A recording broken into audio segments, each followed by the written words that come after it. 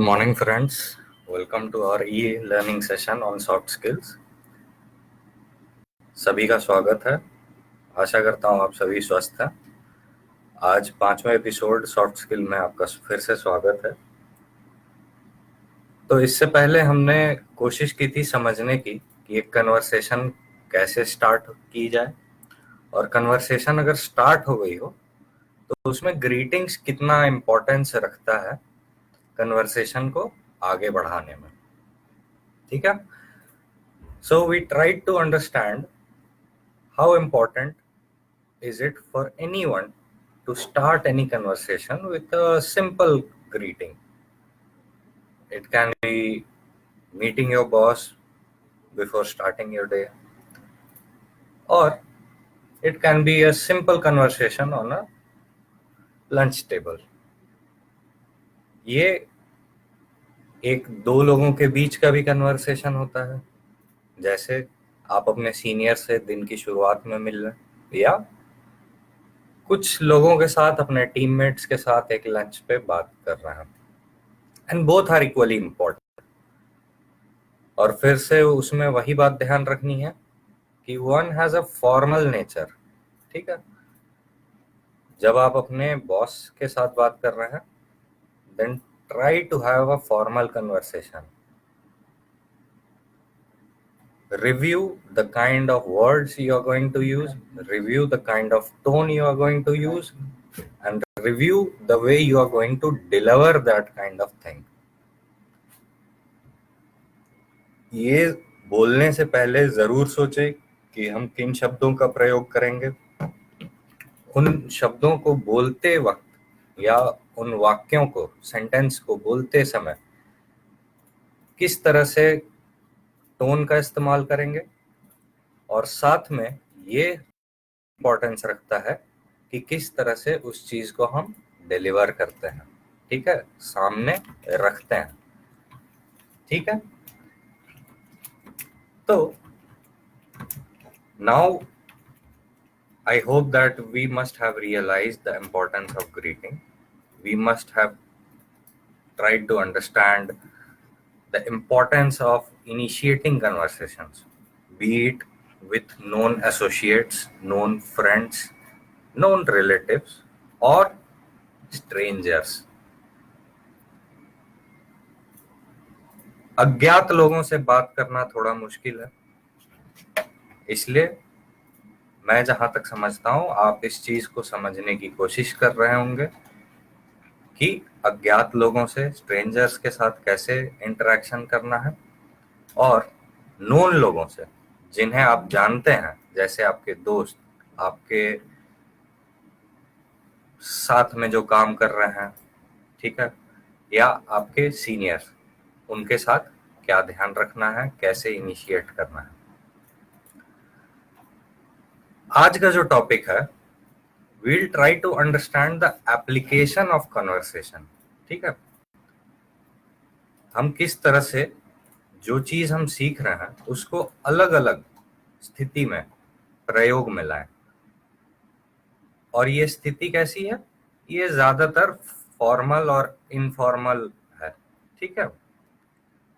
कुछ कन्वर्सेशन ऐसे होंगे जो कि आपको ऑफिस में जरूरत पड़ेगी, and there can be examples of certain instances where you might use your skill of conversation in an informal scenario. ठीक है। तो कन्वर्सेशन के टॉपिक में और अलग अलग स्थितियों को समझने से पहले कन्वर्सेशन वर्ड पे ध्यान देंगे। We'll try to focus on the word conversation itself. Conversation जब होता है, then it's not one-sided, it's not one way. It has to be mutual.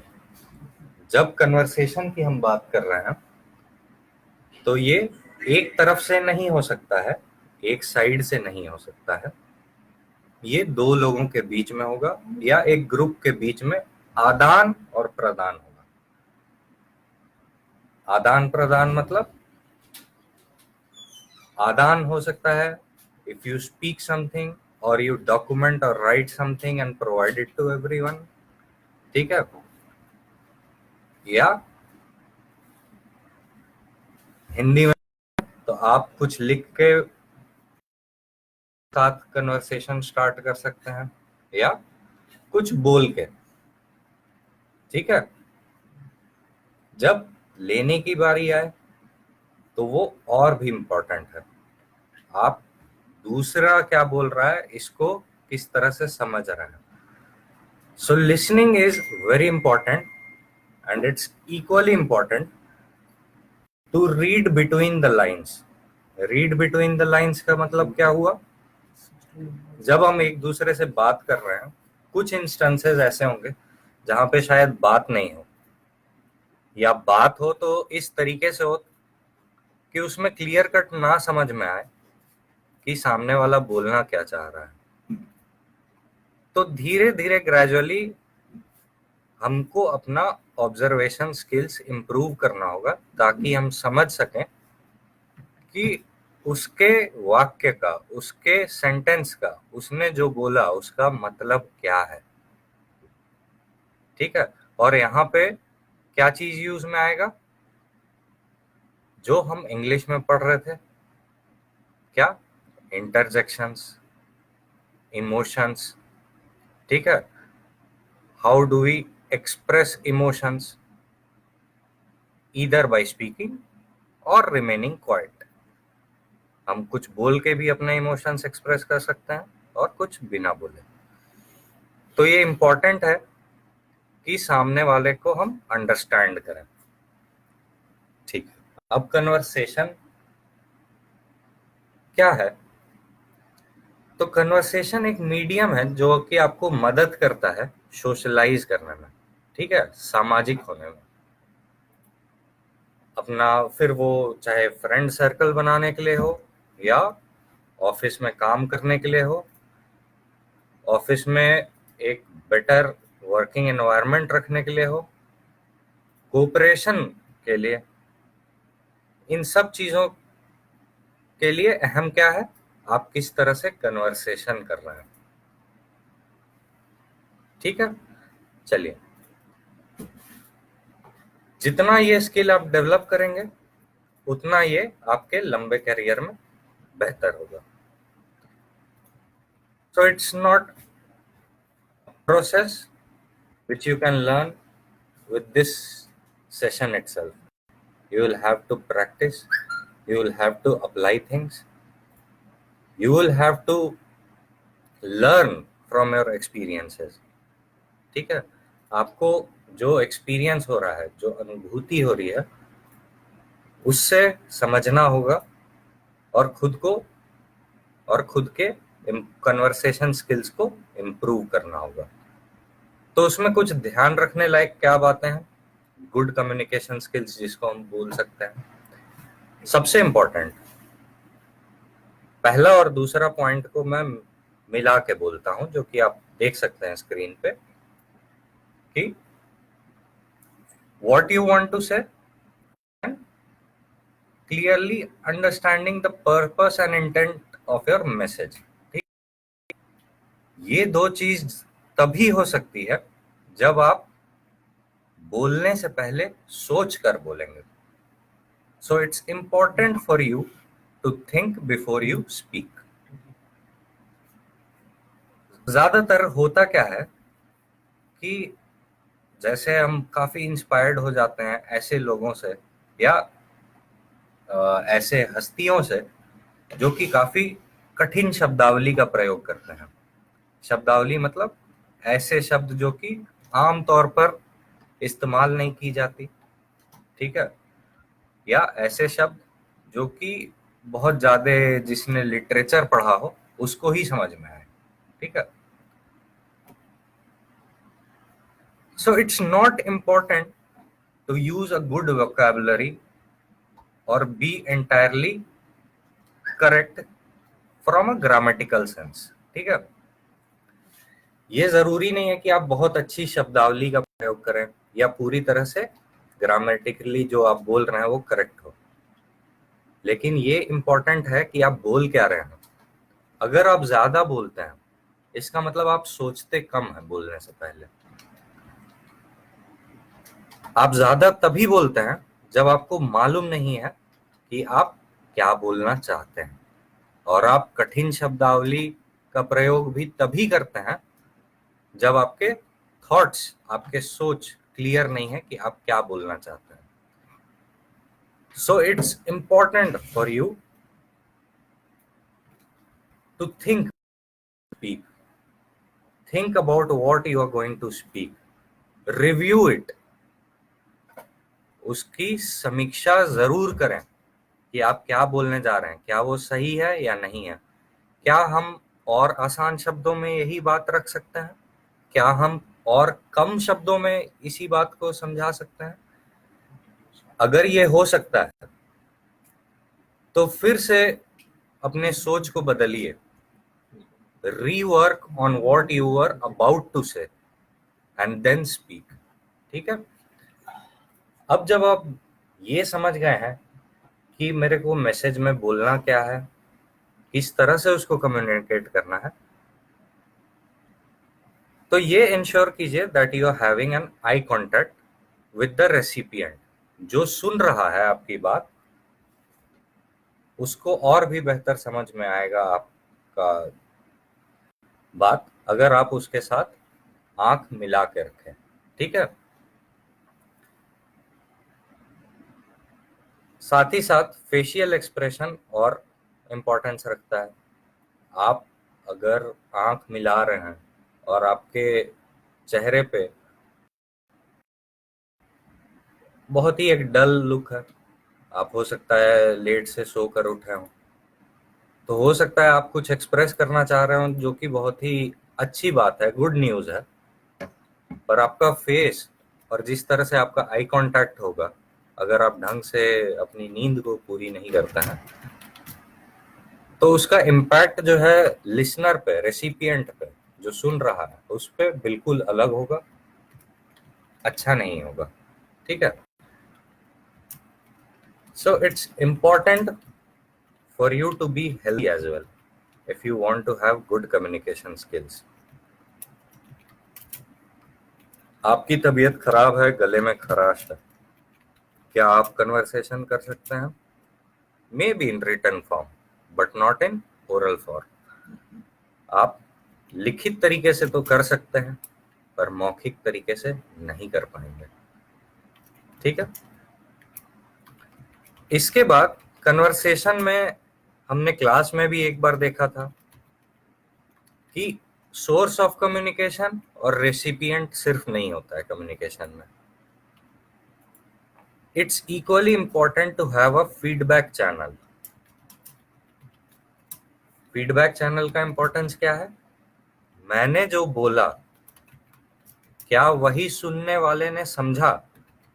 और अगर नहीं समझा तो ये फीडबैक उसके बोलने से या तो आप क्लियर करें, और नहीं बोल रहा है तो रीड बिटवीन द लाइंस, जिसमें टाइम लगेगा।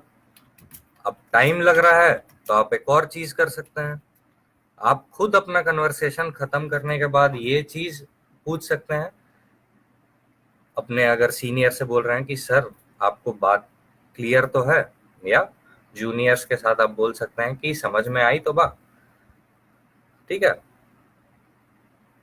So reading between the lines is something that you will learn with your own experience, but by that time, in case you are having doubts on whether my recipient has received the message appropriately or not, then try to ensure that you end your sentence or you end your message with a question that, could you understand what I intended to say? क्या आप मेरी बात को समझ पाए? ठीक है, vocabulary जितना आप लिखेंगे और जितना पढ़ेंगे, जितना उस चीज को प्रयोग करेंगे, सबसे इंपॉर्टेंट बात, उतनी जल्दी चीजें आपके सामने रहेंगी, याद में आएंगी। ठीक है, पढ़ के और लिख के आप वर्ड को समझ सकते हैं, लेकिन बोलने समय वो वर्ड आपके मुंह में उस मोमेंट में नहीं आएगा जिस मोमेंट में आपको उसकी जरूरत होगी। तो इसलिए नए वर्ड्स को सीखिए। आपके मोबाइल में बताया भी गया है अलग अलग मोबाइल एप्लीकेशंस जिसमें आप इंग्लिश प्रैक्टिस कर सकते हैं, उसको प्रैक्टिस कीजिए, बोलिए, समझिए, और अपने दोस्तों से बात करके, अपने सीनियर्स, टीम मेंटर्स, ठीक है, मेंटर, सेंटर मैनेजर्स के साथ अप्लाई कर करके सीखिए, because this is the only time you are going to have when you can make mistakes. Once you join your job, mistakes won't be tolerated. आप अगर गलती करेंगे तो उसको बर्दाश्त नहीं किया जाएगा। कब? जब आप जॉब में चले जाएंगे। लेकिन जब तक आप सीखने के फेज में हैं, आपके आसपास के जो लोग हैं वो भी इस दौर से गुजरे हैं, वो ये बात समझते हैं कि कठिनाई आती है, धीरे धीरे लोग सीखते हैं, तो उनके साथ आप प्रैक्टिस कीजिए, उस चीज को अप्लाई कीजिए, इम्प्रूव कीजिए। और एक इम्पॉर्टेंट बात जो कि आपको जॉब में रहते हुए याद रखने की है, there can be times when you would be under immense pressure. ठीक है, आपके ऊपर काम का भार काफी ज्यादा होगा। ऐसे में ये भी हो सकता है कि ओपिनियन पॉइंट्स, आप जो पॉइंट रख रहे हो उसके ओपिनियन में एक पॉइंट आ जाए, ठीक है, तो उसको अप्रिशिएट कीजिए, लेकिन हर जगह नहीं, जहां वो बात आपको लॉजिकल लगती है वहीं। ठीक है, फॉर एग्जाम्पल, आपका सीनियर बोला कि मेरे को डेटा एक डेटा चाहिए, अलग अलग सोर्स से आप गूगल पे सर्च करें और मेरे को एक डेटा दें कुछ लोगों का इस गांव से। ठीक है, आप इंटरनेट पे सर्च कर सकते हैं, हो सकता है कुछ डेटा मिल जाए। ठीक है, किसी कंपनी ने कुछ लिस्ट बनाया होगा अपने प्रोजेक्ट के लिए, उससे मिल जाए। चांसेस कम है, पर फिर भी एक चांस है जहां पे मिल जाए। ठीक है, आपने ये काम किया, इसके बाद आपका सीनियर बोलता है कि ये क्या है, ये तो कोई भी कर सकता है, हम तुम्हारे काम से बिल्कुल खुश नहीं हैं, मैं चाहता हूं कि आप मेरे को पर डे उस गांव से 200 लोगों का ईमेल आईडी दीजिए। ठीक है, just because I am saying that you have to appreciate opposing points of view, आप उस बात को मान जाएंगे, but at that moment you also need to be stable. You need to understand the fact that email IDs are something that's very private and cannot be accessed on a public domain. ठीक है, आप Google search पे email IDs का list search नहीं कर सकते हैं, तो यहाँ पे आप उसके को समझा सकते हैं। और ये भी एक कन्वर्सेशन स्किल है कि sir, I beg to differ, but what you are asking me to do is very impossible. ठीक है, आप से मैं थोड़ा अलग यहाँ सोचता हूँ, मुझे माफ कीजिए, पर ये करना मुश्किल नहीं, नामुमकिन के बराबर है, क्योंकि ईमेल आईडीज जो हैं वो पब्लिक डोमेन में नहीं मिल सकती हैं। तो आप या तो मेरे को फील्ड पे जाने के लिए अलाउ कीजिए, उस गांव में जाने के लिए अलाउ कीजिए, एल्स जो भी कुछ मेरे को मिल रहा है that's the best I can do.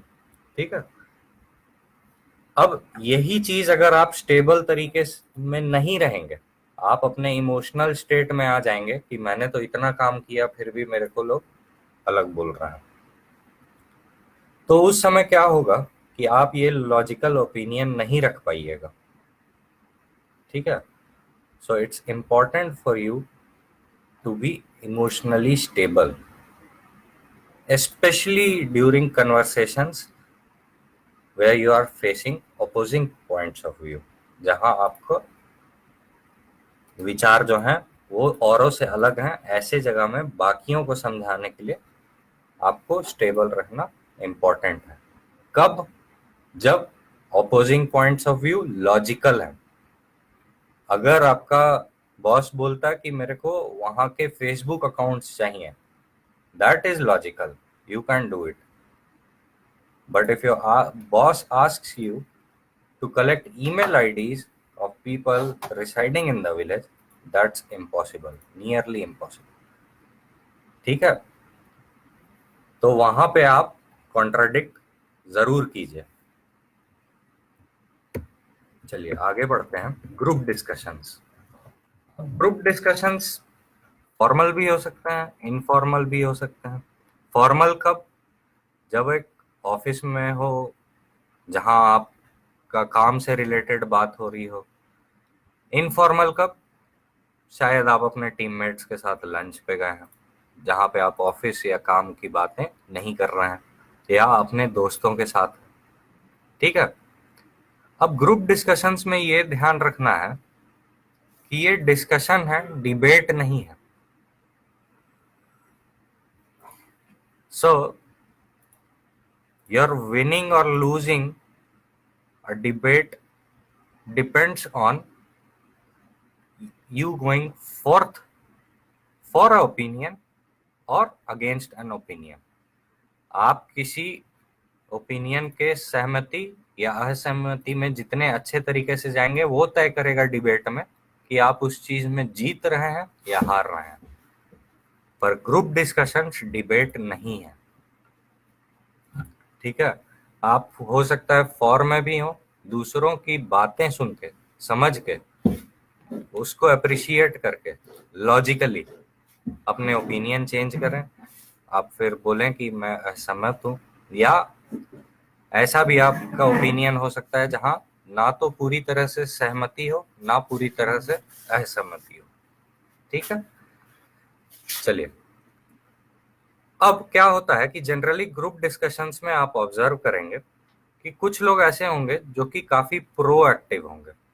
ठीक है, मतलब they are trying to speak a lot just to seek attention from their seniors or from their colleagues। कुछ ऐसे लोग होते हैं जो कि लगातार बहुत ज्यादा बोलते हैं सिर्फ इसलिए कि उनको अटेंशन मिल जाए अपने सीनियर से या अपने कलीग से। तो आपका ज्यादा बोलना मैटर नहीं करता है, आप कितना लॉजिकल बात रखते हैं और कितने कम शब्दों में बात रखते हैं, कितने सही शब्दों का प्रयोग करते हैं, कितना सही टोन का यूज करते हैं, ये इंपॉर्टेंस रखता है। हो सकता है पूरे ग्रुप डिस्कशन में आप स्टार्ट नहीं कीजिए, एंड मत कीजिए, आप बीच में बोलिए, लेकिन आपका पॉइंट इतना सॉलिड है that you get noticed bye everyone present in the group discussion. ठीक है, और इसके लिए जरूरी क्या है? वही बात जो शुरुआत में मैंने कही कि आप क्या बात रखने जा रहे हैं इसके बारे में बात करने से पहले सोच लीजिए। Only then you can be logical, only then you can bring forward points which no one else can bring। आप तभी कारगर साबित होंगे जब आप सोचेंगे कि मैं क्या बोलने जा रहा हूं, और जब ये सोचेंगे कि क्या बोलने जा रहा हूं और इस पे भी सुन सुन के समझेंगे, सोचेंगे कि बाकी लोग क्या बोल रहे हैं, तभी आप अपनी राय औरों से अलग रख सकते हैं। और जब आप अपनी राय औरों से अलग रखेंगे तभी आप बाकियों की नजर में आएंगे that this guy makes sense, कि ये लड़का या लड़की मतलब की बात कर रही है या कर रहा है। ठीक है, so it's important for you to realize the aspects of conversation, and it starts from thinking। most of the people would say that it's about reading, it's about writing, and it's about conveying or talking. But before all these three, what's the most important is thinking.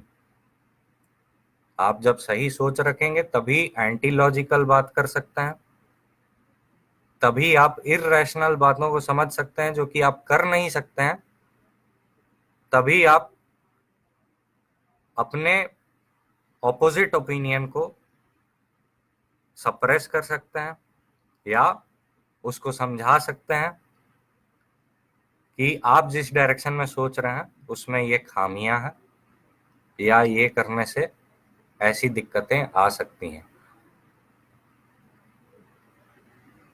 चलिए आगे बढ़ते हैं।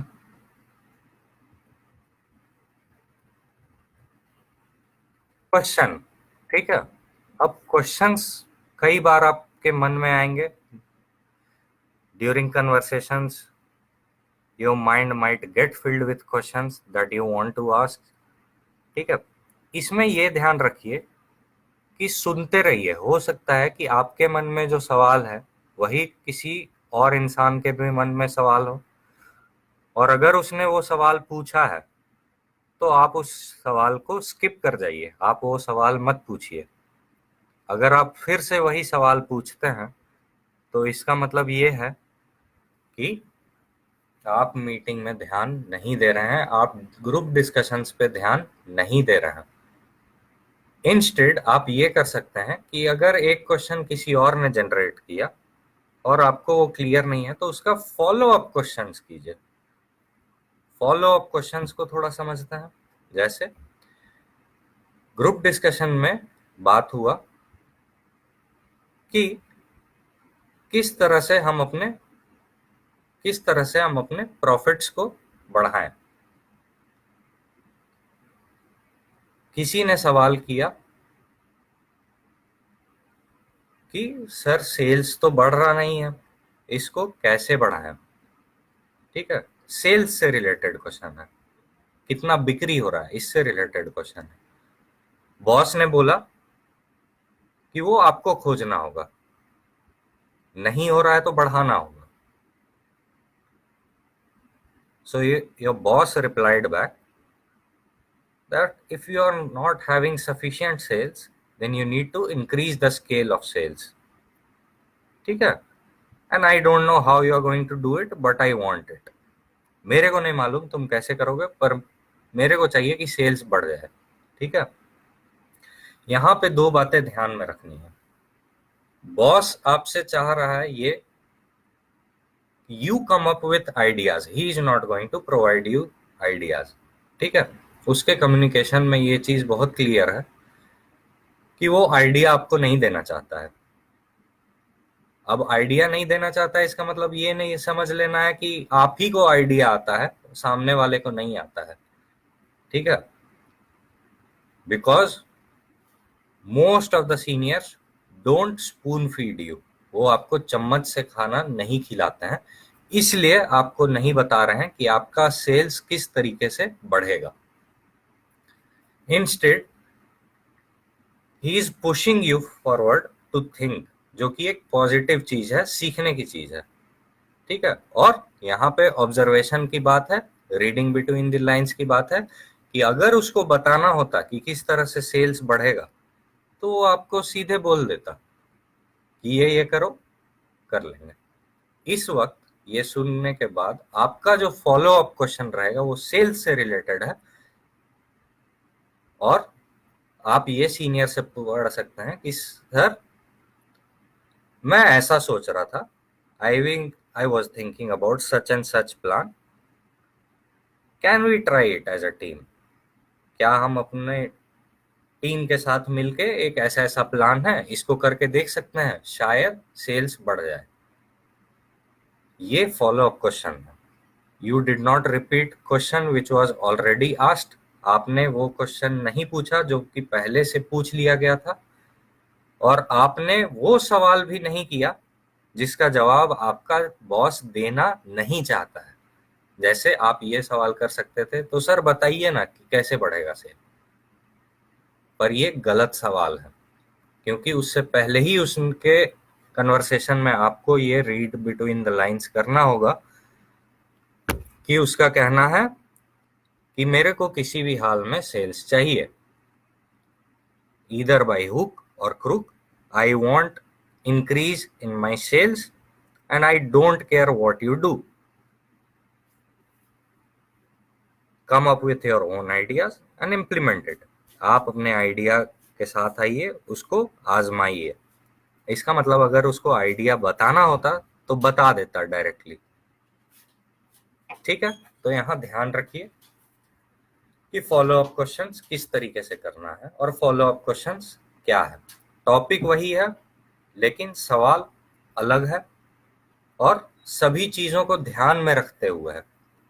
Follow up questions ये भी होगा कि sir बताइए ना कैसे कर सकते हैं, पर वो ऐसा सवाल है जहां पे आप रीड बिटवीन द लाइंस नहीं कर रहे हैं। आपका जो बॉस जिस सवाल का जवाब देना नहीं चाहता ताकि आप सीख सकें, आप वही सवाल कर रहे हैं। ठीक है, ओपन एंडेड क्वेश्चंस भी कुछ हो सकते हैं, जैसे आपके नीचे एक टीम है, उसके साथ आप एक डिस्कशन कर रहे हैं। ठीक है, और ये डिस्कशन आपके लंच के टेबल पे हो रही है। डिस्कशन का टॉपिक क्या है कि मैच चल रहा है, आप ऑफिस में बैठे हैं, India versus Pakistan cricket match चल रहा है। You cannot watch it, but apparently everyone nowadays has access to mobile technology, so you can just look at the scores, know what is happening at every instant. ठीक है, ये आप कर सकते हैं। आप जान सकते हैं कि क्रिकेट मैच में कब क्या चल रहा है, नहीं चल रहा है, और उसके ऊपर हो सकता है आप खाने में चर्चा करें इंडिया वर्सेस पाकिस्तान मैच पे। तो आपका बॉस या आप खुद अपने जूनियर्स के साथ ये डिस्कस करते हैं कि ये बताओ आज इंडिया मैच जीतेगा या नहीं जीतेगा। Now this is a closed ended question. Closed ended क्यों है? Because the only options that my recipients have, that my listeners have, is that whether India is going to win or lose. यही दो option है, या तो जीतेगा या हारेगा। तो आपको जवाब क्या मिलेगा? या तो जीतेगा या तो हारेगा। आप यही बात अगर ऐसे रखें, क्या लगता है आज क्या होगा मैच में? What is going to happen in today's match? Whether India is going to win, lose, or is there any other possibility? जब आप अदर ऑप्शन की पॉसिबिलिटी देते हैं तब शायद आपके पास एक और रिप्लाई आ जाए। कोई बोलेगा आपसे that sir, the weather is bad, there are high chances of applying Duckworth Lewis. आज बारिश की संभावना है, डकवर्थ लुइस भी हो सकता है। तो क्या हुआ, जो आंसर्स यस नो में रुके हुए थे वो उनको एक और अल्टरनेटिव ऑप्शन मिल गया, और उस ऑप्शन में कोई क्या बोलेगा कि आज मैच में डकवर्थ लुइस भी लग सकता है, इसलिए क्लियर अभी कहना मुश्किल है कि जीतेगा या हारेगा। ठीक है, चलिए, और हैव अ डिस्कशन। ये पूरी चीजें जो अभी तक मैंने एक्सप्लेन की उसी का शॉर्ट तरीका है कि ये एक डिस्कशन की तरह होना चाहिए। चलिए, अब कुछ बातें जो कि ध्यान रखनी चाहिए। ज्ञान होना तो अच्छी बात है, पर अधूरा ज्ञान होना बहुत ही खतरनाक बात है। ठीक है, it's good to have knowledge about things, but not knowing the entire thing is something that's quite dangerous, and that's something you should avoid. आपको इससे परहेज करना चाहिए कि आपको जिस चीज के बारे में पूरी तरह से जानकारी नहीं है उसके बारे में पूरे कॉन्फिडेंस से बोल देना। ठीक है, दूसरा, आप सीखिए। क्या सीखिए? जैसे एग्जाम्पल दिया गया, रीड बिटवीन द लाइंस। ये भी सीखिए कि सवाल कैसे रखना है, किस तरीके से रखना है। So it's a continuous process. Third point बार बार मैं बोल रहा हूं, लिसन फर्स्ट, रेस्पॉन्ड सेकंड। ठीक है, इसको ये समझिए, listen first, think second, respond third. ठीक है, सबसे जरूरी है सोचना किसी भी इंस्टेंस पे। सुन लेना इंपॉर्टेंट है, समझना इंपॉर्टेंट है, तब बोलना जरूरी है। और बोलते वक्त एक गुड पोस्चर मेंटेन करना जरूरी है। You might be tired but you can't slouch on your chair. आप बहुत थके हुए हैं, फिर भी मीटिंग हो रही है, और उसमें आप ये नहीं कर सकते कि आप चेयर पे सीधे बैठने की जगह नीचे की तरफ खिसकते जा रहे हैं, सरकते जा रहे हैं। ठीक है, आपका पीठ चेयर के जो बैकरेस्ट है उससे टिका हुआ नहीं है, वो बीच में हवा में आ चुका है। ठीक है, आपका सर एलिवेटेड जो था वो नीचे झुकते झुकते आपके चेयर के बैकरेस्ट के टॉप पे आ चुका है। ऐसा लग रहा है कि कुछ देर और बस अगर कुछ बोला ना जाए उस रूम में तो आपको नींद अच्छी आ सकती है। ठीक है, so that's the kind of message you are portraying through your posture, that you are about to sleep. ठीक है, and that's something that you should definitely avoid. आपको किसी भी हाल में अवॉइड करनी ही चाहिए। चलिए आगे बढ़ते हैं। इंटरपर्सनल कम्युनिकेशन, ये चीजें बार बार बताई जा रही हैं तो इसलिए इसमें ज्यादा ध्यान नहीं देंगे।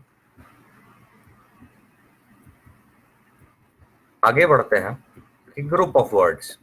ये ग्रुप ऑफ वर्ड्स आपको हर जगह काम आएंगे। The things that we learned in communicative English, and it's known as collective nouns. Collective nouns, ठीक है, जैसे बंच। अगर गुलदस्ता में बहुत सारे फूल रखे हैं, then it can be referred as bunch of flowers. ठीक है, ठीक है। तो उसी तरह से और भी एग्जांपल्स हैं, आप इसको प्रैक्टिस कीजिए, खुद से सर्च कीजिए। It's difficult for me to go through each and every collective noun and explain each of them and explain application for each one of them. तो यहाँ मेरा रीड बिटवीन द लाइंस क्या है, मैं आपको बोल रहा हूँ कि आप सीखिए, खुद से कीजिए। हर चीज चम्मच से खाने की आदत छोड़ दीजिए।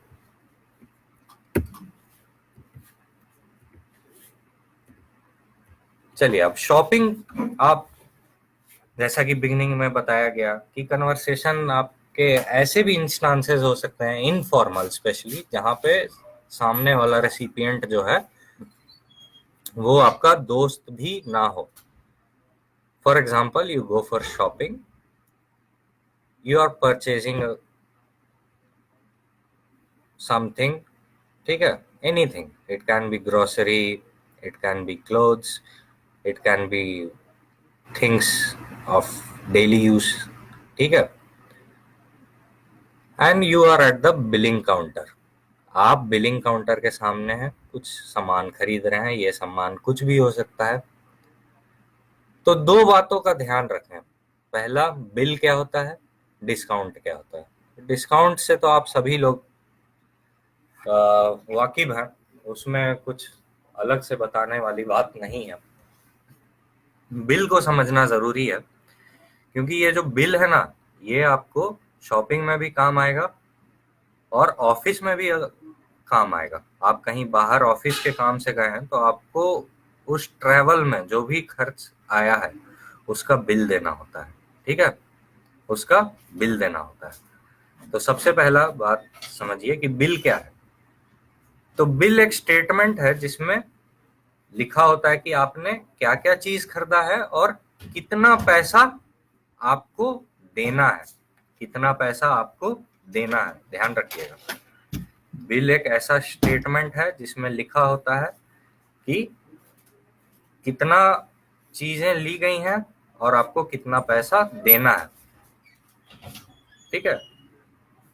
सो it's a simple statement that refers to amount of goods that you have purchased and their respective amount which amounts to the total amount, ठीक है, that you owe to that shop, ठीक है। अब ध्यान रखिएगा, बिल से थोड़ा सा अलग होता है इनवॉइस, जो कि यहाँ लिखा हुआ नहीं है, इसलिए ध्यान से सुनिए। इनवॉइस क्या होता है? जिस समय आप ये बिल देख के पैसा दे देते हैं और आपके बिल के ऊपर पेड का मोहर लग जाता है, तो आपका बिल क्या बन जाता है? इट्स एन इनवॉइस, ठीक है। इनवॉइस क्या बताता है कि ट्रांजैक्शन कंप्लीट हो गया है, आदान प्रदान कंप्लीट हो गया है, आपने सामान ले लिया है and the shopkeeper has received his money.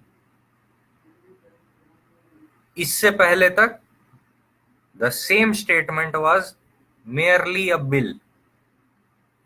पैसा देने से पहले तक सिर्फ आपके पास लिस्ट आया था, सामान आया था, और बहुत सारे केसेस में सामान ना भी आया हो।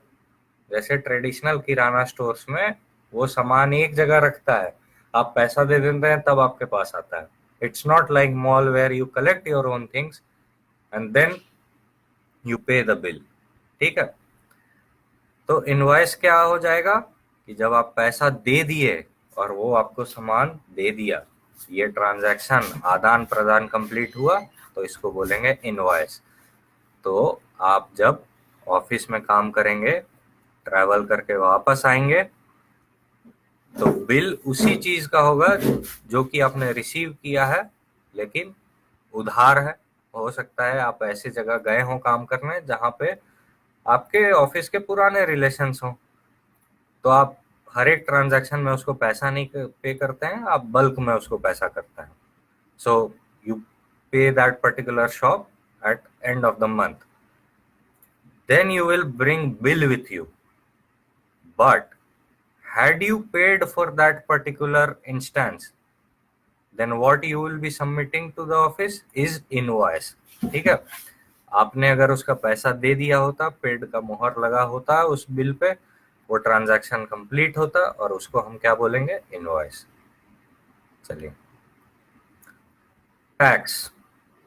सर्विस टैक्स क्या होता है?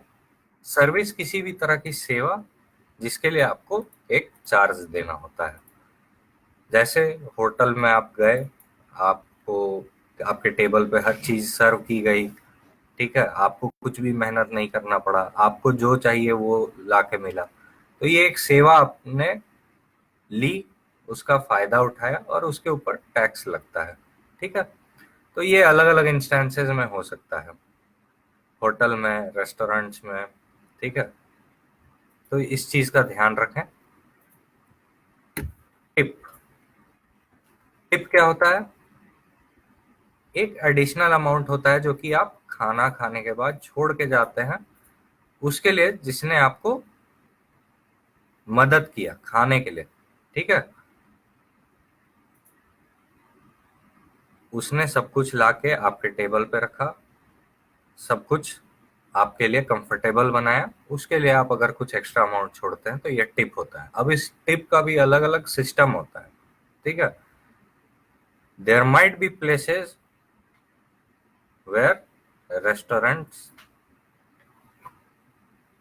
would not support you providing tips to their employees। वो ये चीज सपोर्ट नहीं करते हैं कि आप उनके एम्प्लॉयज को टिप दें। और ये आप देख सकते हैं, इसकी जानकारी अलग अलग जगह पे लिखी होगी, नोटिस दी होगी कि do not provide tips to our waiters और एम्प्लॉय, ठीक है। काइंडली उस चीज को फॉलो करें। एक और इंस्टेंस हो सकता है कि कुछ लिखा हुआ नहीं है, आप देना चाहते हैं, आप दे सकते हैं, आपकी इच्छा है, ठीक है, पर एक रेस्पेक्टेबल अमाउंट दें। ठीक है, हर चीज आपको लाके सर्व की गई है. So provide a respectful amount for that kind of service. क्योंकि देखा जाए तो भारत पे लागू नहीं होता है, पर बहुत सारे ऐसे देश हैं जहां पे 10% टिप तो मैंडेटरी है. आपका जितना भी बिल हुआ है उसका 10% आपको टिप देना ही है. ठीक है, तो ये इंडिया में अभी तक नहीं है, लेकिन इंडिया में ध्यान रखने वाली बात क्या है, अगर आप दे रहे हैं तो ध्यान रखें कि एक रेस्पेक्टेबल अमाउंट हो. ऐसा नहीं कि 1-2 रुपए वो बचा और वो 1-2 रुपए दे दिए. ठीक है, 1-2 रुपए बचा के ना आपको कुछ होना है, ना उसको मिल जाने से कुछ होना है. दूसरा चीज, ऐसे बहुत सारे रेस्टोरेंट्स होंगे, हाई एंड रेस्टोरेंट्स होंगे, where the service providers are well paid and they keep notice that no one pays tip to their employees. वहां पे आप टिप मत दे.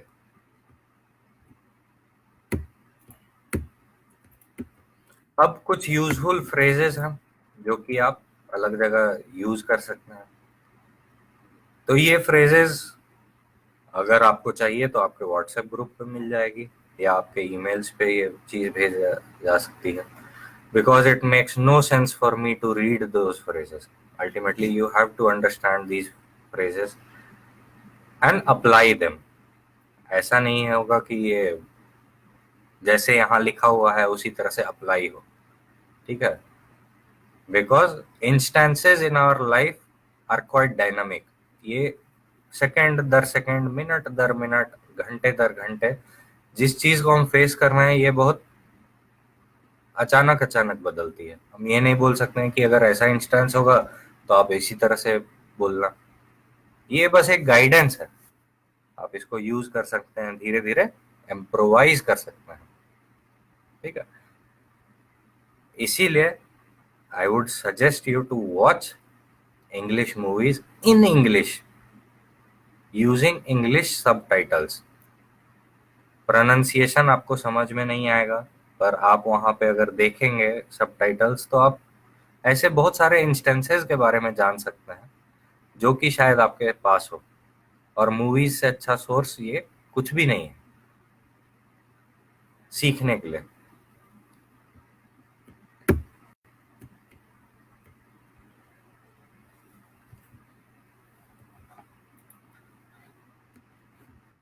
कॉम्प्लीमेंट. कॉम्प्लीमेंट क्या होता है? कॉम्प्लीमेंट होता है एक टू वे गिफ्ट, मतलब एक दूसरे को तारीफ करना. ठीक है, एक एग्जाम्पल हो सकता है, जैसे आपने किसी को बोला, oh thank you so much. उसने बोला, it's all right, most well.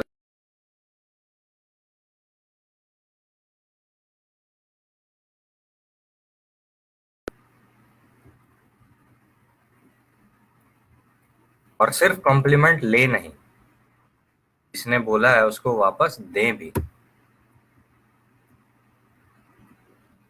चलिए, अब जो एक्टिविटीज हैं ये अगर आप क्लास में होते तो कराना मुश्किल नहीं था, लेकिन ई लर्निंग सेशन में ये एक्टिविटीज करना थोड़ा मुश्किल है. इसलिए मैं फिर से वही बात रिपीट कर रहा हूँ कि आप खुद से ये प्रैक्टिस कीजिए और मूवीज जितना हो सके उतना देखिए. Hindi movies, English, etiquettes etiquettes है. बस आप कहीं पे उस कन्वर्सेशन में हिंदी का प्रयोग करेंगे, कहीं अंग्रेजी का, पर शब्द ही बदलते हैं, तहजीब ज्यादा बदलती नहीं. ठीक है. कंपैरेटिव्स. कंपैरेटिव्स क्या है? एक शब्द है जिसके थ्रू आप ये कंपैरिजन कर सकते हैं. ठीक है, जैसे मैंने समझाया था गुड, बेटर, बेस्ट के बीच में. तो बेटर क्या है? बेटर बता रहा है कि एक से भला, एक से, so better than, easier than, bigger than. तो ये सब कंपेरेटिव्स होते हैं, ये भी आपको यूज में आएंगे।